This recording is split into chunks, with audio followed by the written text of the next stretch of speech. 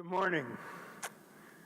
I'm not Lord Trimble, much to my regret, but we're doing an exchange. He's going after lunch, and I'm honored to have his opening spot.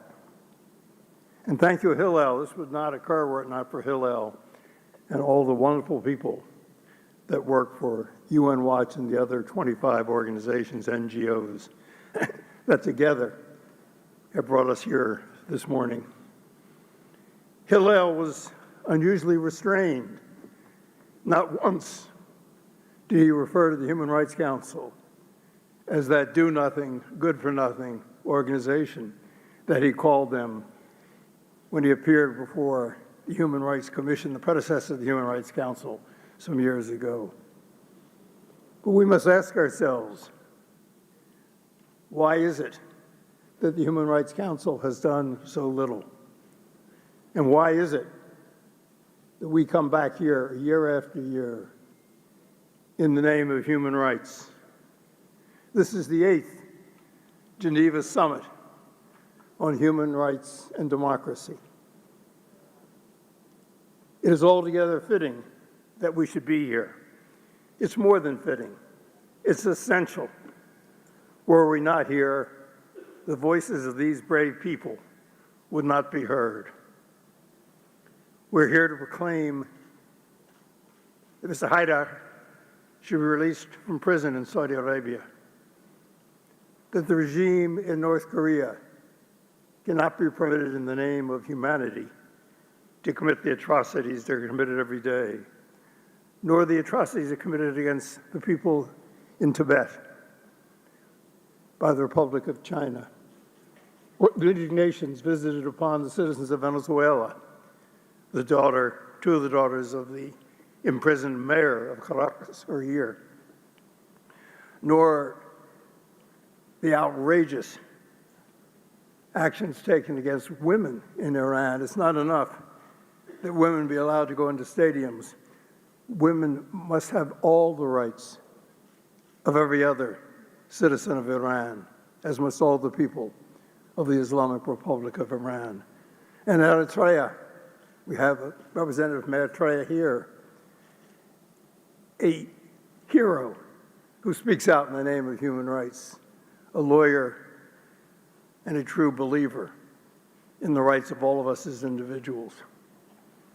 We can go around the world. There are few countries that are entirely immune. But as our coming here every year, and this is the 8th year, and we'll be back next year for the 9th and the 10th, is that enough? Essential, yes, more than fitting.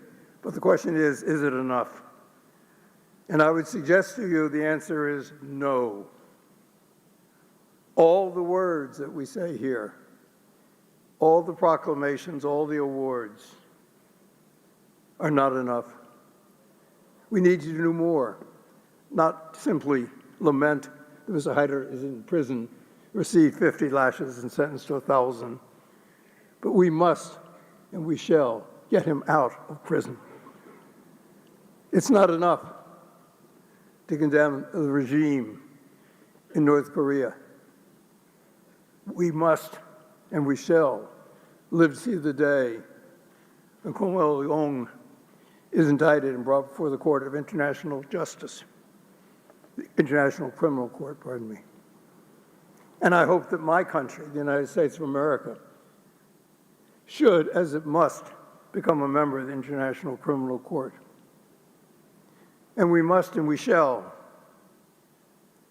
see the mayor of Caracas freed from prison and human rights upheld, because simply talking is not enough. What we need is action. We need to go from here not only committed, but resigned, taking upon ourselves, each of us, the responsibility to act. Speaking, yes, acting to bring about a change. The human rights situation has not improved over the 8 years that we've been coming together here. Indeed, we've heard persons say, and I believe they're correct, and I join with them, the human rights situation around the world has deteriorated. for reasons political, for reasons of the absence of statehood in much of the world, because of the rise of ideology, religious fanaticism, arbitrary conduct, and simply not holding people to account. Atrocities are committed, and the response to date has been largely words. Words alone will not bring about the end to the atrocities that are being committed. We need to go beyond that, and each of us take upon ourselves the responsibility for changing the world for the better. Now, you and I all recognize that human rights abuses do not begin even in my lifetime, and certainly not in yours. They've existed since time immemorial. You may say it's in the nature of human beings to do good and evil. If so, let us focus on doing the good and restraining the evil. The evil that lurks within all of us has its genesis in many cases. Let's recognize it. This concept of the other. The other is someone who we think about as being somehow not only different from us, but less meritorious. Whether that difference be size, color of hair, race, color of skin, religion, culture, economic success, the other. And there's nothing that says you can't do things to the other. It's innate within human nature. So let us each take upon ourselves the pledge to understand that that other that lurks in our minds and finds expression in the actions of others, of some, that other is we. There are no others. We are all in the same lifeboat, all pulling in the same direction, all headed in the same direction. Life is not a sum-zero game. There are no total winners, no total losers. We're all together, and the other is we. Let me conclude by telling you of a man whom I don't think any of you knows, and I don't think any of you has ever heard of. His name is Paul Filippi. He's an evangelical minister, and he lives in a place that few of you have ever heard of, Sibiu in Romania. 20 years ago, Paul came to my embassy. He wanted to talk, and talk we did for days and nights. And what is it that Paul wanted to tell me? He was then in his 70s, living in Sibiu, evangelical minister.